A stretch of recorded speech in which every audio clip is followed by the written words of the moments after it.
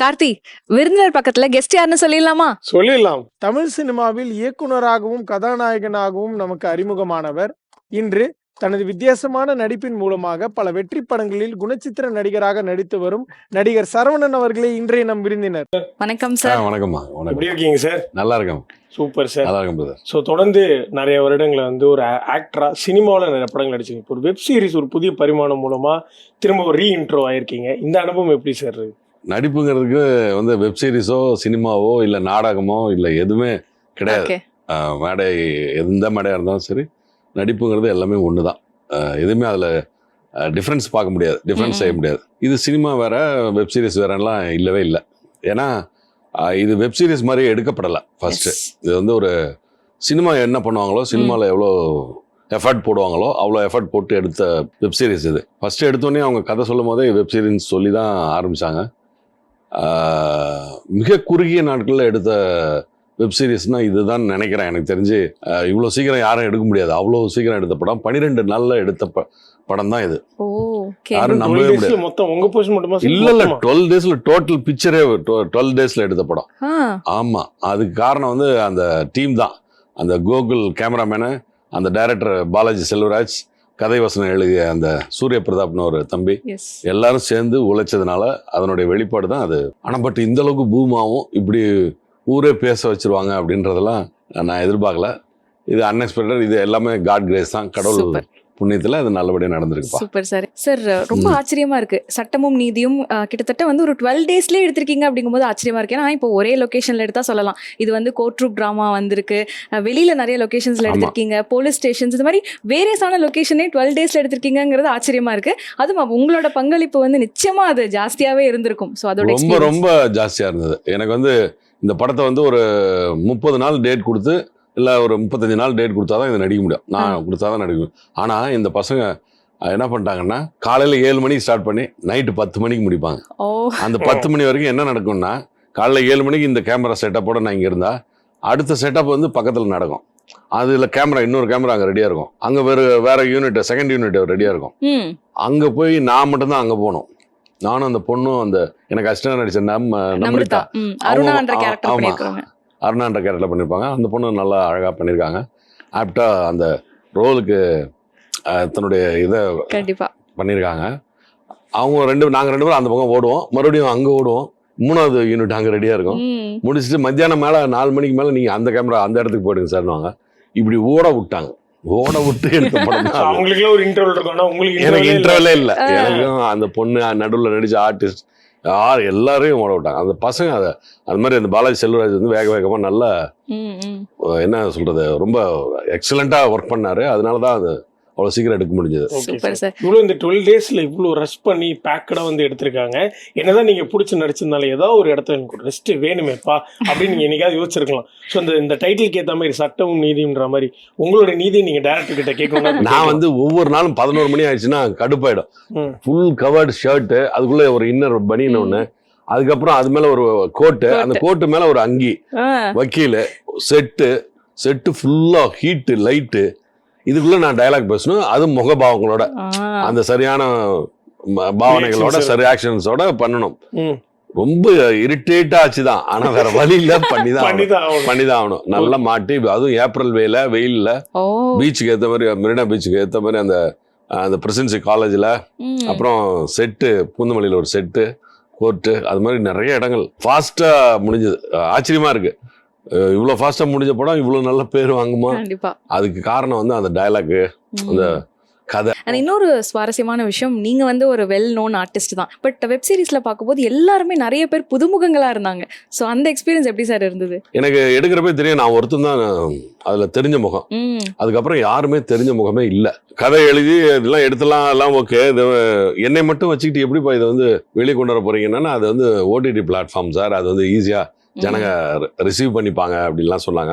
அதே மாதிரி இது நல்லா இருக்கு போல இருக்குன்னு ஒரு சும்மா மவுத் டாக் தான், அப்படியே மவுத் டாக்லேயே பரவி இப்போ ஊர் ஃபுல்லா பேசுற மாதிரி ஆயிடுச்சு. அது நான் என்ன சொல்றது, மறுபடியும் இறைவனுக்கு தான் நான் நன்றி சொல்றேன். திருப்பி என்னை கொண்டாந்து இத்தனை வயசுக்கு அப்புறம், இத்தனை வருஷங்களுக்கு பிறகு மறுபடியும் என்னை ஹீரோன்னு சொல்லி அதுக்கு முதன்மை கதாபாத்திரத்தை நடிக்க வச்சு திருப்பி ஜனங்க வந்து என்னை வந்து அதை அக்செப்ட் பண்ணி பார்க்குறாங்கன்றதே வந்து தலையெழுத்து. காட் கிரேஸ்னு மறுபடியும் கடவுளுக்கு நன்றி சொல்லிட்டே இருக்கேன். Super sir. அந்த மாதிரி வேர்ட் ஆஃப் மவுத் மூலியமா தான் நிறைய பரவி இருக்கு. ஆமா. நிறைய பேர் பார்த்துட்டு காம்ப்ளிமெண்ட் பண்ணிருப்பாங்கல்ல சார், இதுல வந்து இந்த ஒரு காம்ப்ளிமெண்ட், இந்த பாராட்டு எனக்கு வந்து ரொம்ப க்ளோஸ் டு ஹார்ட், இதெல்லாமா நோட் பண்ணிருக்காங்க அப்படின்ற மாதிரி ஏதாவது பாராட்டுகள்? எனக்கு என்னுடைய நண்பர் ஒருத்தர் லாயர் சேலத்தில்,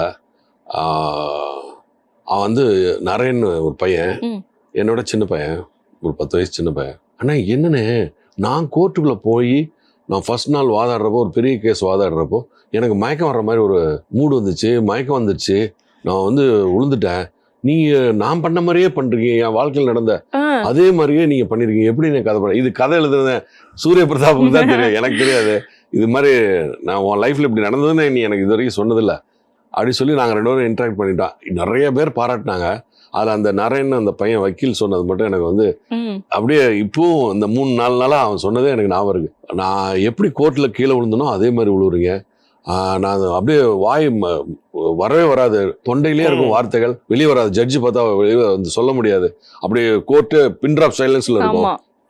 இப்போ வந்து நம்ம வந்து பாயிண்ட் எடுத்து சொல்லணும், அந்த நம்பர்ஸ் சொல்லணும், கேஸோட நம்பர் சொல்லணும், இது பண்ணணும் அதை பண்ணணும்னு இருக்கும், தடுமாறும். நீங்கள் வெளியே போயிட்டு அப்புறமாங்க பேசிட்டு நல்லா படிச்சுட்டு வாங்க அப்படி சொல்லி வெளியே அனுப்பிச்சிருவாங்க. இது மாதிரியான சூழல் எனக்கும் நடந்திருக்கு அப்படி சொல்லி அந்த பையன் சொன்னது எனக்கு ஆச்சரியமா இருக்கு. அதை நோட் பண்ணி சொல்லும்போது ரொம்ப சந்தோஷமா இருந்தது. ஓகே, இந்த விவேக் சாரோட காமெடி ஒன்று வரும். அவர் வந்து ஒரு ஆல்பம் வச்சிருப்பாரு. அதுல வந்து போலீஸா நடிச்ச நடிகர்களுடைய போட்டோ வச்சு இவங்க ஒரு போலீஸ் கதாபாத்திரம் பண்ணதுனாலதான் தமிழ் சினிமாவில் பெரிய ஆளானாங்கன்ற மாதிரி வக்கீல் கதாபாத்திரங்கள் பண்ணியும் நிறைய பேர் சூப்பர் ஸ்டார்ஸ் ஆயிருக்காங்க. அந்த மாதிரி நீங்க இந்த சட்டமும் நீதியும்காக ஒரு வக்கீல் ரோல் பண்றப்போ இதுக்கான மேனரிசம்லாம் இந்த ஆக்டர்லேருந்து நம்ம எடுத்துக்கலாம், மேபி இந்த கேரக்டர்லேருந்து நம்ம எடுத்துக்கலாம், இல்ல புதுசா பண்ணலாம், இல்ல இப்படிலாம் பண்ணிடக்கூடாது, அந்த மாதிரி ஒரு ரெஃபரன்சஸ்லாம் இது வரைக்கும் அப்படிலாம் என்ன யோசிச்சதே கிடையாது. நான் ஒரு கதை கேட்டேன்னா அந்த கதையில் நான் என்ன பண்ணுவேன் போகிறேன், இந்த கதை நம்ம அதுக்குள்ளே செட் ஆகுமா, எனக்கு ஆப்டாக இருக்குமா, நம்ம பண்ணால் அது சரியாக வருமானு எனக்கு நானே அதை கேட்டுக்கிட்டு அது நல்லா இருக்கும் பட்சத்தில் உடனே ஓகே சொல்லுவேன். அதே மாதிரி தான் இந்த கதையை கேட்டோன்னே நான் உடனே ஓகே சொன்னேன். அதே மாதிரி ப்ரீ பிளான்டாக நாங்கள் இப்படி நடிக்கணும் அப்படி நடிக்கணும்னு எதுவுமே இல்லை. எல்லா நடிப்புமே என்னை பொறுத்த வரைக்கும் ஒரு நடிப்புங்கிறது வந்து கதாசிரியர் எழுதுகிற கதையில் அந்த வசனத்திலே வந்துடும். அவன் வசனம் எழுதுறப்பே வந்து சொல்லி பார்த்து தானே எழுதுவாங்க, இப்படி தான் பேசினாங்க இந்த அம்மா, இந்த பொண்ணு இப்படி பேசி, இந்த பையன் இப்படி பேசினா, ஏத்தாவில் உட்காந்து சரவணன் இப்படி பேசினான்னு சொல்லி நினைச்சு தானே எழுதுவாங்க. அப்படி எழுதுறப்பே அந்த நடிப்பு வந்துரும்பா, அங்க அதுலயே நடிப்பு இருக்கும். அதை ஒழுங்கா படிச்சு நம்ம மண்டையில ஏற்றி அதை வெளிக்கொண்டு வந்தோம்னா அதுதான் நடிப்புன்னு நான் நினைக்கிறேன். அது என்னுடைய உடல் மொழியில நான் பேசுறது ஒரு மாதிரி இருக்கும், அவர் பேசுறது ஒரு மாதிரி இருக்கும், வேற யாரோ பேசுறது வேற மாதிரி இருக்கும். அது மாதிரி நான் என்ன பேசணும் எப்படி பேசணும் அப்படிதான் பேசுவேன். இயல்பா நடிக்கணும்னு மட்டும் நான் முடிவு எடுத்திருக்கேன். நான் எப்பவுமே நான் இயல்பா தான் நடிச்சிருக்கேன், ஆரம்பத்துல இருந்து நான் இப்போ வரைக்கும் அப்படிதான் நடிச்சிருக்கேன்.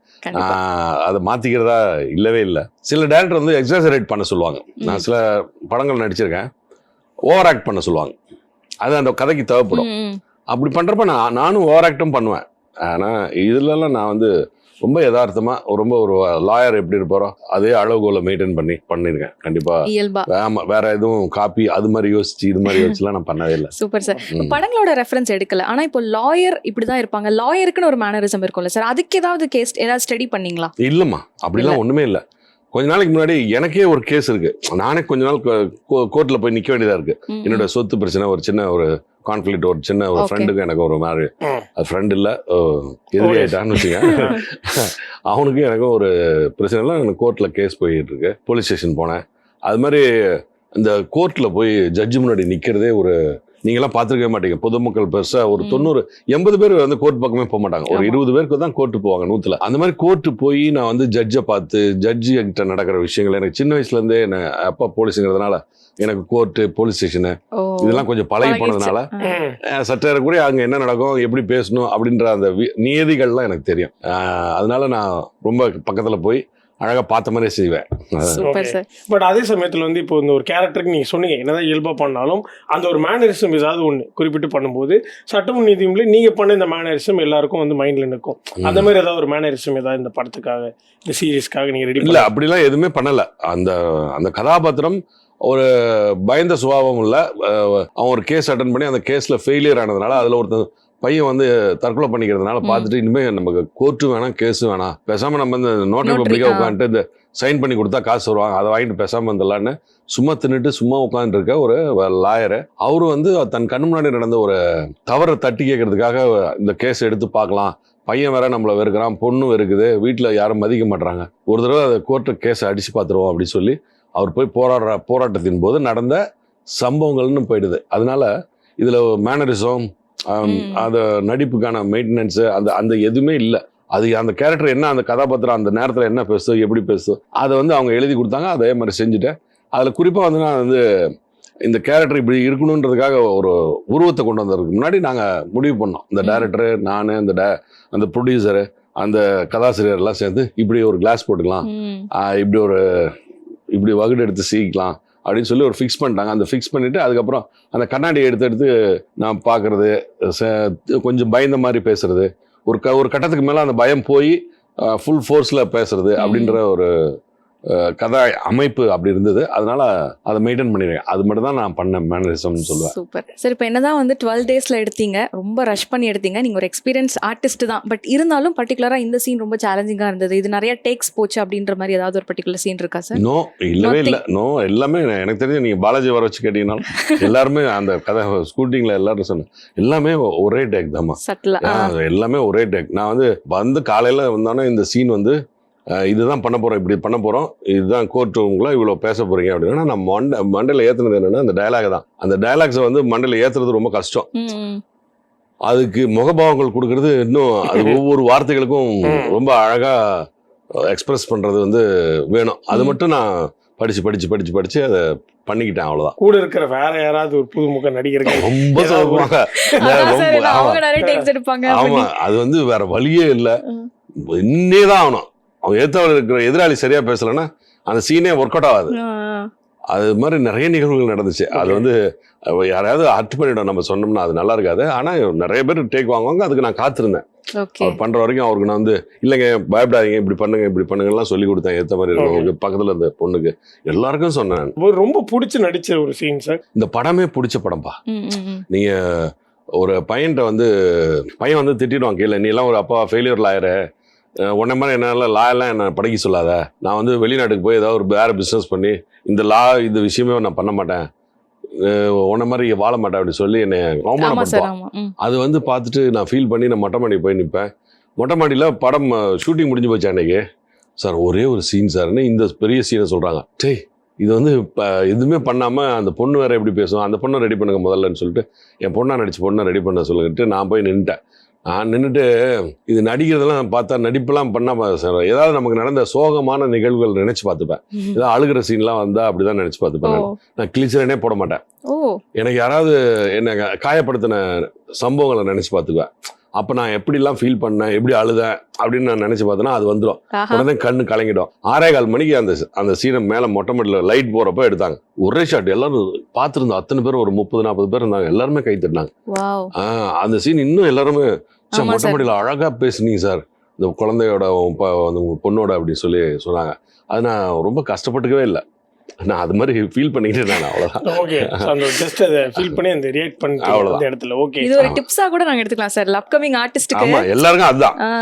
நம்ம சந்தோஷமா இருந்தோம்னா அப்ப சந்தோஷமான நிகழ்வுகள் யோசிச்சு பார்த்தோம்னா நல்லா ஃபேஸ் ஹாப்பி ஆயிடும். அதுக்கப்புறம் நம்ம ஏதாவது கஷ்டமான சீன் ஏதாவது பண்ணோம், அலற மாதிரி சீன் ஏதாவது பண்ணோம்னா நமக்கு நடந்த ரியாக்ஷன்ஸ், ஏதாவது நடந்த சம்பவங்களை எடுத்துக்கிட்டு யோசிச்சோம்னா அந்த ரியாக்டர் உடனே வந்துடும். சூப்பர். அது மாதிரி தான் நான் எடுத்துப்பேன். இப்போ ஒருவேளை உங்ககிட்ட கதை சொல்ல வரவங்க, என்ன சார் இப்படி ட்ரிம் ஆயிட்டீங்க, அதுக்கேற்ற மாதிரி ஏதாவது சீன் மாத்துறேன் அப்படின்ற மாதிரி ஏதாவது சொல்றாங்களா சார்? என்னை பார்த்துக்கிட்டே இருக்காங்க எல்லாரும். நான் வந்து ஏதாவது ஒரு நிகழ்வுல வந்துகிட்டே தான் இருக்கேன், படங்கள் வந்துகிட்டே இருக்கு. இப்போ கூட எனக்கு வந்து தலைவன் ஒரு படம் விஜய் சேதுபதி சாரோட அப்பாவா நடிக்கிறேன். அதனால அந்த மாதிரியும் என்னால நடிக்க முடியும், இந்த மாதிரியும் என்னால நடிக்க முடியும். அதனால இப்ப நீங்க ஃப்ரெண்டாவே நடிக்கலாம். ஆமா, அந்த மாதிரி எப்படி ஆன் ஸ்கிரீன்ல நீங்க நான் பார்க்கணும் சார், 2 பேரும் ஒரே ஒரு மாதிரி ஃபேஸ் ரியாக்ஷன்ஸ்ல அது வந்து பை காட் கிரேஸ் அதுவும் நடந்தாலும் நடக்கும். ஓகே, அதுவும் ஆமா. ஓகே, பட் ஆனா அது அந்த ஒத்துக்கிறதுக்குன்னு ஒரு மனசு வேணும்ல சார். ஒரு மாதிரி நம்ம அப்பாவா நடிக்க ஒரு எனக்கு அப்படிலாம் இல்ல, நான் தான் இறங்கிட்டேனே.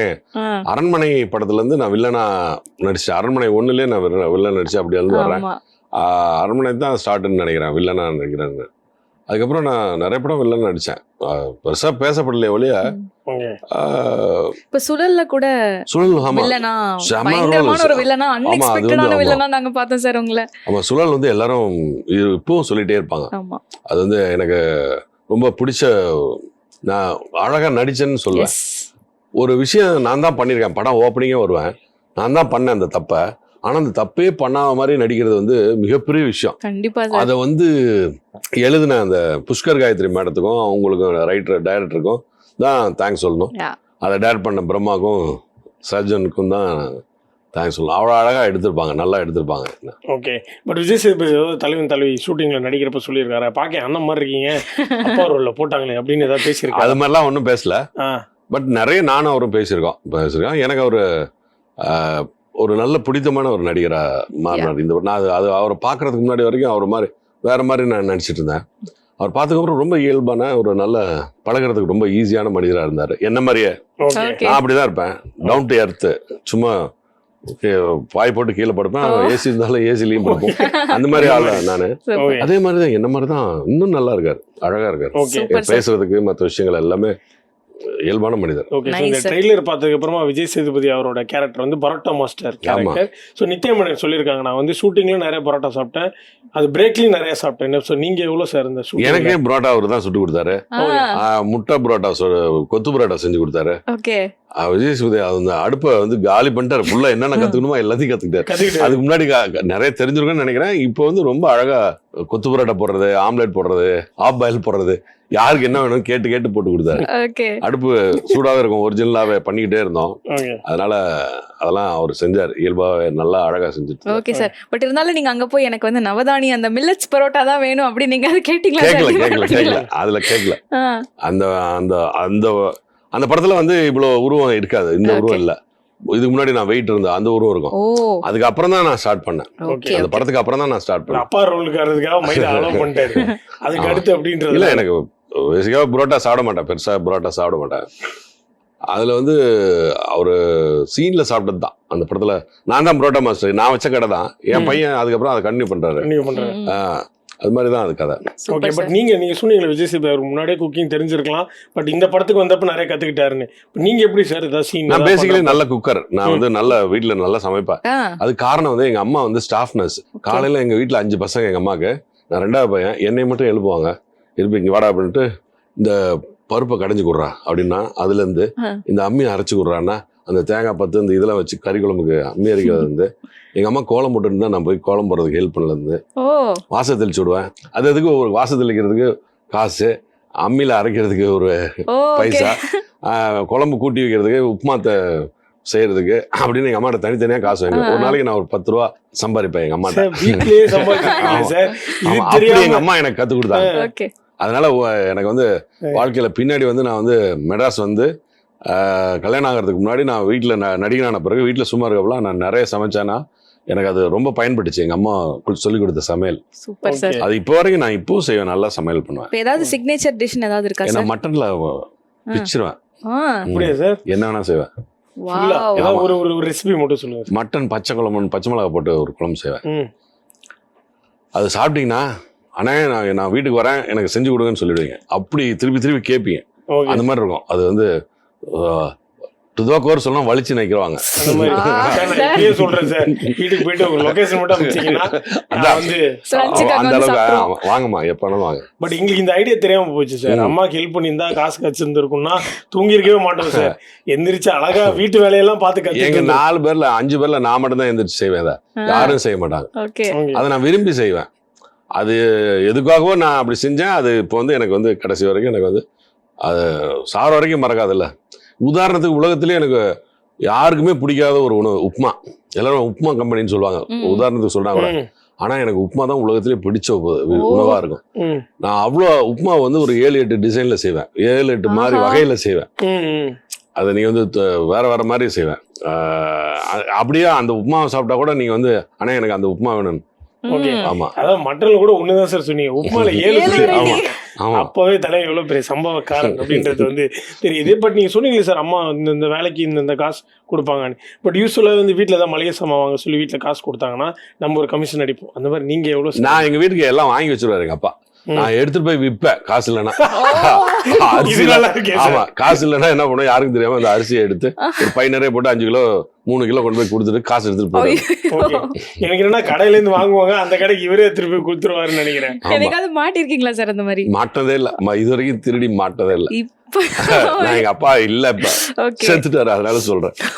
என்ன சார் இத்தனை நாள் இந்த சீக்கிரட்டை மெயின்டைன் பண்றீங்க? யாருக்கிட்டே சொல்ல, ஓகே. அந்த கூட உங்க பிரதர்ஸ் கூட யாருக்குமே தெரியாது. ஆ, நான் செஞ்ச அந்த காரியங்கள் யாருக்குமே தெரியாது. ஓஹோ. Super sir. ஜெயா டிவிக்கா சொல்லிட்டேன். Super sir. பட் இப்போ அந்த ஹாபிட் வந்து ஏதாவது கண்டினியூ ஆகி இல்ல ஓகே இல்ல ஹாபி மிஸ் ஆகுது, ஹாபியாவது போய் கொடுத்துட்டு இல்ல, வரோம் அது மாதிரி அப்படி. செய்யறது இல்ல. பொறுப்புணர்ச்சி ஜாஸ்தி ஆயிடுச்சுல்ல, அதனால தன் பங்கு தன் வேலை தன்னுடைய உணவுன்னு வரும்போது பொறுப்பாயிடுச்சுல, அதனால Super, அதெல்லாம் இல்ல. Super sir. ஸோ எல்லா கேர்ள்ஸுக்கும் ஒரு எக்ஸ்பெக்டேஷன் இருக்கும், ம். நமக்கு வந்து சமைச்சு தர ஒரு கணவர் கிடைப்பாரா அப்படின்னு சொல்லி. ஸோ உங்க மனைவி கொடுத்து வச்சவங்கன்றது நீங்க 7 டைப் ஆஃப் உப்புமா செய்யறப்பே தெரிஞ்சிச்சு. So ஆமா. அவங்க ஏதாவது கேட்பாங்களா, அவங்களுக்கு பிடிச்சது என்ன? இப்பவும் செஞ்சு கொடுத்துட்டு தான் வந்தேன். ச்சே. நீங்க- இப்ப சமையல் பண்ணி சாப்பிட்டுட்டு அப்ப நேரம் சாப்பிட்டு தான் வந்துடுறேன். சார் செம லக்கி சார் உங்க மூணு. வைஃப். ஆமா, Lunch 3 time சட்னி. வந்துருச்சு. ஆனா அவங்க எல்லாத்துக்கும் உதவி பண்ணேன். நான் வந்து ஒன்லி செஃப் தான், வந்து நின்று செய்வேன். எனக்கு வந்து வெங்காயம் கட் பண்ணி, பச்சை மிளகாய் கட் பண்ணி, கருவேப்பிலை கொத்தமல்லி இதெல்லாம் கட் பண்ணி, தக்காளி கட் பண்ணி, எல்லாமே கிராம்பு பட்டெல்லாம் எடுத்து வச்சு எல்லாம் பக்கத்துல வச்சிடணும். இஞ்சி பூண்டெல்லாம் எடுத்து வச்சாதான் நான் ரெடி அப்படின்னு வருவேன். அப்படி இருப்பேன், அப்படி போடுவேன். ஓகே. ஓகே ஃபுல்லா எல்லாம் ரெடி ஆனதான். சில நாள் நானே இதெல்லாம் நானே செய்வேன், பண்ணிடுவேன். நானே பண்ணிடுவேன். உடம்பு சரியில்லைன்னா பட் அது நல்லா பண்ணுவேன். இருக்கே சார், அழகா வந்து எல்லாம் ரெடியா நான் வரேன். அப்படிதான் எல்லாம் ரெடி பண்ணி வடை சட்டி எடுத்து வச்சு ஆன் பண்ண அப்படின்னுவேன். ஆன் பண்ண பிறகு நான் எந்திரிச்சு வருவேன்.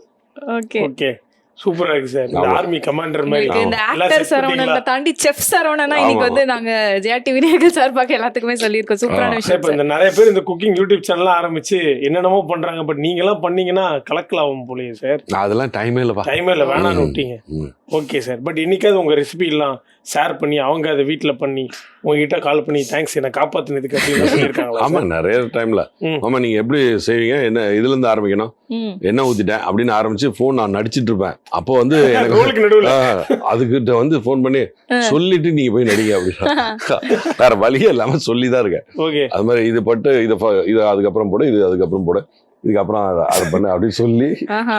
அப்படிலாம் சார். செஞ்சிருக்கேன். இப்ப இந்த என் டேரக்டர் பையனுக்கே இப்ப பிடிக்குது. ஆ. அப்பா செஞ்ச இட்லிக்கு குருமா ஒன்று செய்வேன். ஆ. இட்லி குருமான்னு சொல்லி சேலம் பக்கம்லாம் செய்வாங்க. பொட்டுக்கல்ல சோம்பு கசகசா அரைச்சி ஊற்றி ம்.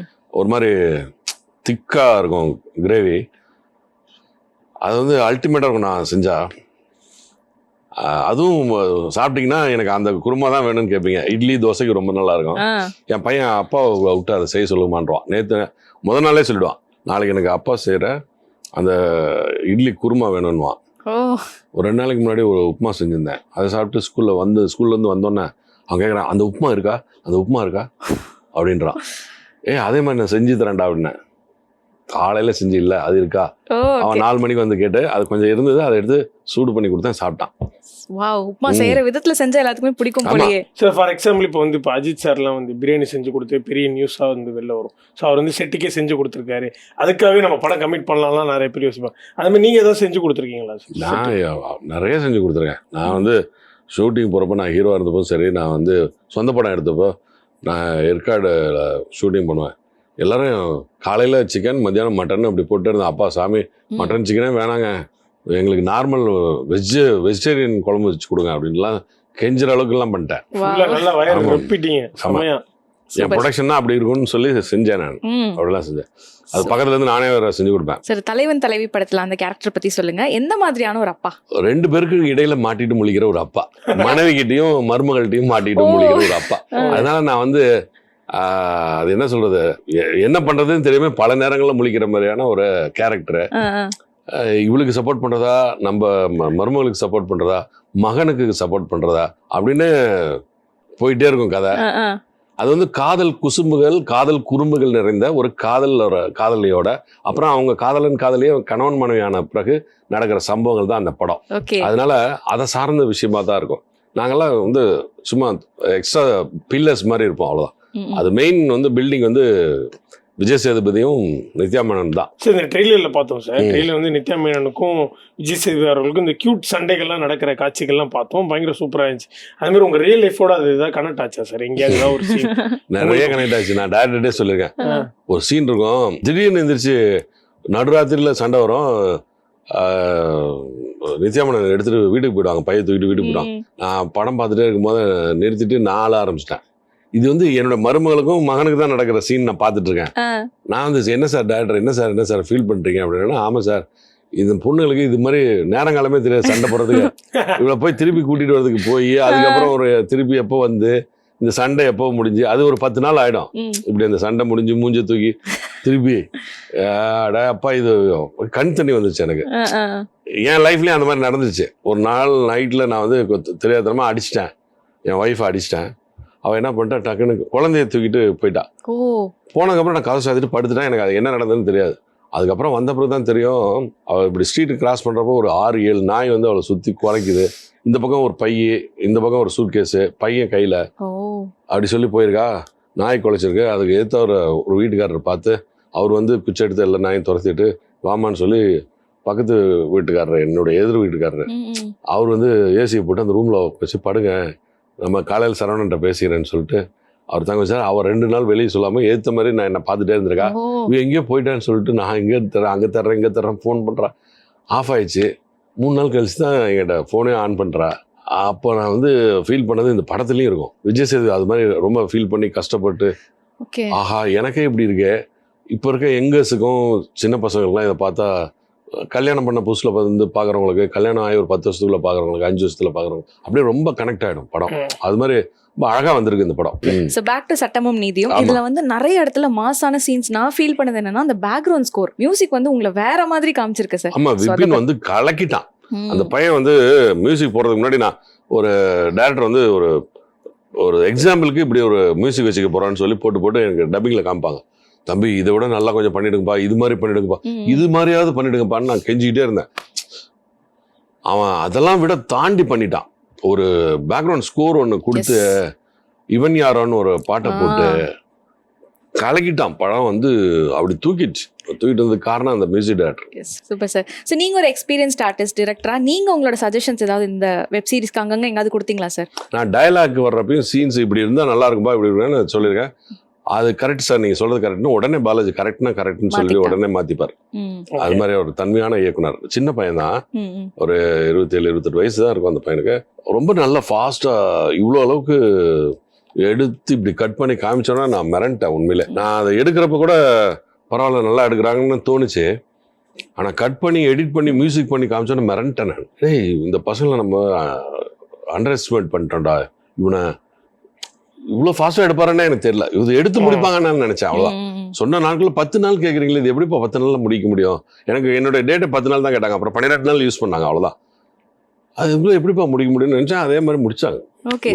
அந்த பயம் இருந்ததா சார், புது டீம் என்ன பண்ண போறாங்க? அந்த பயம் இருந்ததுப்பா. சும்மா நம்மளும் போய் நினைச்சேன், என்ன இதை போய் வேஸ்ட் பண்ணிட்டீங்க, பாவம் ஒரு ப்ரொடியூசர் எடுத்து அது லாஸ் ஆகக்கூடாதுன்னு நான் நினைக்கிறேன். நானும் படம் எடுத்ததுனால அது இன்னொருத்தர் காசா இருந்தாலும் அதை நான் வந்து வேல்யூ யோசிப்பேன். மற்றவங்க காசு யாரையும் வேஸ்ட் ஆகக்கூடாதுன்னு நினைக்கிறேன். நான் ஏதாவது வேஸ்ட்டாக ஷூட்டிங்கில் ஸ்லோ பண்ணாவோ எனக்கு பிடிக்கவே பிடிக்காது. நான் வந்து ப்ரொடியூசரு டைரக்டரு அது மாதிரி ஆக்டர் நான். அதனால எனக்கு வந்து அவங்க பண்ணதெல்லாம் எனக்கு எக்ஸலண்ட், இவங்க வந்து நல்லா பண்றாங்கன்றது 2வது நாள்ல இருந்து புரிஞ்சுக்கிட்டேன். ஓகே. சில டியூரேஷன் காரணமாக ஏதாவது எடிட்ல டெலிட் பண்ண சீன்ஸ் ஏதாவது இருக்கா சார்? இல்லவே இல்லம்மா, எல்லாமே பிளான்டுமா. ஒரு சீன் கூட போல. பெரிய பெரிய படத்துலயே நான் நடிச்ச சீன்லாம் போயிடுச்சு. என்ன எதுக்கு எடுத்தாங்கன்னா, நான் இந்த உதாரணத்துக்கு நம்ம கடைக்குட்டி சிங்கத்துல நான் சூரிய சாருக்கு அப்பா ஒரு படம் ஒரு சீன் ஓப்பனிங் சீன்லாம் பண்ணியிருப்பேன். அதெல்லாம் செம்ம காமெடியெல்லாம் ஒர்க் அவுட் ஆகும். ஆனா அதையும் மீறி அதை எடுத்தாங்க. ஏன்னா ஃபுட்டேஜ் காரணமா எடுத்துருவாங்க. படம் பெருசா இருக்கு சார், டியூரேஷனுக்காக எடுத்துருவாங்க சார் அப்படின்னு சொன்னாங்க. ஆனா இதெல்லாம் அது மாதிரி எதுவுமே எடுக்கல சார். அதே மாதிரி வந்து ராயன் படம் சார், ராயன் படத்துல வந்து உங்களை இந்த ஃபர்ஸ்ட் ஹாஃப்ல கொஞ்சம் தூரம் உங்களோட இன்ட்ரோலாம் பார்த்துட்டு ஓகே இதுக்கப்புறம் இன்னும் மாஸ் பண்ணுவாருன்னு பார்த்தா கொஞ்சம் சட்டிலாவே முடிச்சிருப்பாங்க. அது எங்களுக்கு ஒரு டிசப்பாயின்மெண்ட் ஆயிடுச்சு. இன்னும் கொஞ்சம் யூஸ் பண்ணியிருந்தா செமையா இருந்தது. இது வந்து டைரக்டர் தனுஷ் சாருக்கு நீங்க வந்து காது பட போய் சேர்க்கணும், கொண்டு போய் சேர்க்கலாம். ஏன்னா இது வந்து அவரும் வந்து எனக்கு ஒரு 5 நாள் தான் இப்படிதான் இவ்வளவுதான் பண்ண போறோம் அப்படின்னு சொல்லி தான் கூப்பிட்டது படம். அது வந்து எடுத்துட்டுலாம் அவாய்ட் பண்ணவா இல்ல, என்ன எடுத்தாரோ அதை எல்லாத்தையும் யூஸ் பண்ணாரு. ரொம்ப அழகான யூஸ் பண்ணியிருப்பாரு, சொல்லி தான் செஞ்சது. அந்த படம் வந்து பெரிய கதை, அதை எல்லாமே இப்படிதான் ஸ்கிரிஸ் பண்ணி அப்படிப்படி செதுக்கி தான் பண்ணியிருப்பாங்க. எந்த அவ்வளவுதான் சார் அதுவுமே ஒரு இதில் ஒரு ஸ்பெஷாலிட்டி இருக்குது சார். நீங்கள் தனுஷ் சார் கூட ஒர்க் பண்ணியிருக்கீங்க, அவர் அப்பா கஸ்தூரி ராஜா கூடயும் ஒர்க் பண்ணியிருக்கீங்க சார். ஸோ அந்த சிமிலாரிட்டிஸ் என்னென்ன வித்தியாசங்கள் இருக்குது, என்னென்ன ஒரே மாதிரியான விஷயங்களா இருக்குது? கஸ்தூரிராஜாவும் சற்ற குறை இவர் மாதிரி தான். அப்படி சொல்கிறத விட கஸ்தூரிராஜாவும் இவர் மாதிரி தான் சொல்லலாம். ரெண்டு பேரும் மாற்றி இப்படி சொல்லலாம். ஓகே. அவரும் என்ன நினச்சாரோ அதை எடுக்காமல் விட மாட்டார் கஸ்தூரிராஜாவும். இவர் என்ன வேணுமோ அதை எடுக்காமல் விடவே மாட்டார். ஓகே. தனுஷ் வந்து ஃபஸ்ட்டு என்ன ஓப்பனிங் டேல வர வச்சுட்டு இது மாதிரி எல்லாரும் நிற்கிறாங்க. இங்கே ஒரு 300 பேர் இருக்காங்க இந்த செட்டுக்குள்ளே, அந்த வீட்டுக்குள்ளே. சார் நீங்கள் என்ன பண்ணுறீங்கன்னா அப்படி நின்று வேடிக்கை பாருங்கன்னு சொல்லிட்டு நான் என்ன பண்ணணுமோ அதை வந்து உட்காந்து நடிச்சு காமிக்கிறார். எனக்கு ஒரு தடவை சொன்னாவே போகிறோம், நான் நடிச்சிருவேன், இது என்னுடைய இயல்பு. ஆனால் இவர் போய் நடிச்சு காமிச்சோன்னா எனக்கு பயம் வந்துச்சு. என்னடா இவர் இந்த மாதிரி நடிக்கிற, நம்மளால் நடிக்க முடியுமா அப்படின்னு எனக்கு ஒரு உதறல் ஆயிடுச்சு. அதுக்கப்புறம் டேக் ரெடி ஓகே அப்படின்னு போய் உட்கார்றேன். அவர் செஞ்ச மாதிரி பண்ணணும்னு பார்க்குறேன், வரவே இல்லை. ஏதோ ஒன்று ஸ்டக் ஆகிட்டே இருக்கு. முன்னாடி வந்து எஸ்ஜே சூர்யா நிற்கிறாரு, இந்த பக்கம் செல்வராகவன் நிற்கிறாரு, நான் வந்து பேப்பர் படிச்சு நினைக்கிறேன். அங்கே வந்து பக்கத்தில் வந்து தனுஷ் நிற்கிறேன். 3 பேர் நின்று என்னை பார்க்கணும். நான் அவங்கள 3 பேரையும் கன்சிடரே பண்ணாமல் பார்க்காம பேப்பர் பார்த்துக்கிட்டு, என்னடா இந்த பக்கம்லாம் வராதெல்லாம் வந்திருக்கிற அப்படின்னு சொல்லி ஒரு டைலாக். வரவே இல்லை. ஐயோ, 1 டேக்கு 2 டேக்கு 8 டேக்கு 10 டேக் ஆச்சு. எனக்கு வேர்த்து போச்சு, எனக்கு என்னால் முடியல. நான் சொல்லிட்டேன், சார் என்னால் முடியல, இது இன்னொரு நாள் எடுத்துக்கலாம் சார், நாளைக்கு ஏதாவது எடுத்துக்கலாம் சார். பேக்கப் அப்படின்னு போயிட்டார். ஆமாம், நான் சொல்லிட்டேன், போய் அசோசியேட் டைரக்டர் இவர்கிட்டலாம் போய் சொல்லிட்டேன், சார் எனக்கு வரல. அவர் போய் நடிச்சு காமிச்சிட்டாரு. எனக்கு நடிச்சு காமிச்சா எனக்கு அவர் மாதிரி நடிக்கிறதுக்கு என்னால் முடியல.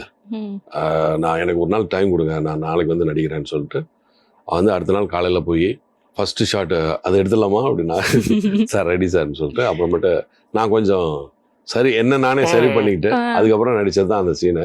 ஃபர்ஸ்ட் டேக்கே ஓகேன்ட்டாரு. ஆனால் அது வந்து ஒரு நாள் என்னை பாடாப்படுத்திருச்சு. அவர் நடிச்சு காமிச்சா அந்த மாதிரி ஒரு மிருகத்தனமான ஒரு நடிகர். எனக்கு தெரிஞ்சு ஒரு ஆகச்சிறந்த ஒரு டைரக்டர் யாருன்னா, நான் என்னோட லிஸ்ட்டில் பாலா, அமீர், அந்த லிஸ்ட்டில் இவர் ஒருவர் தான் சொல்லுவேன். அந்த லிஸ்ட்ல வச்சிட்டீங்க, அதுவே பயங்கர ரேங்கிங்கா இருக்கு சார். ஆமா, உண்மையிலே ஆச்சரியமா இருக்கு சார். ஓபன் ஹார்ட்டடா சொல்றேன். ஓகே. எல்லாம் தெரிஞ்ச ஒருத்தன். ஒரு நடிகனுக்கு எல்லாமே தெரிய வேண்டிய அவசியமே இல்லை. ஃபர்ஸ்ட் ஆஃப் ஆல் நான் எல்லாருக்கும் சொல்றது, ஒரு நடிகனா வந்து நடிக்க தெரிஞ்சா மட்டும் போறோம் அப்படின்னு இருந்துருவாங்க. பெரும்பான்மையான நடிகர்கள் தன்னுடைய வேலையை மட்டும் பார்த்துட்டு பேசாம போயிடுவாங்க.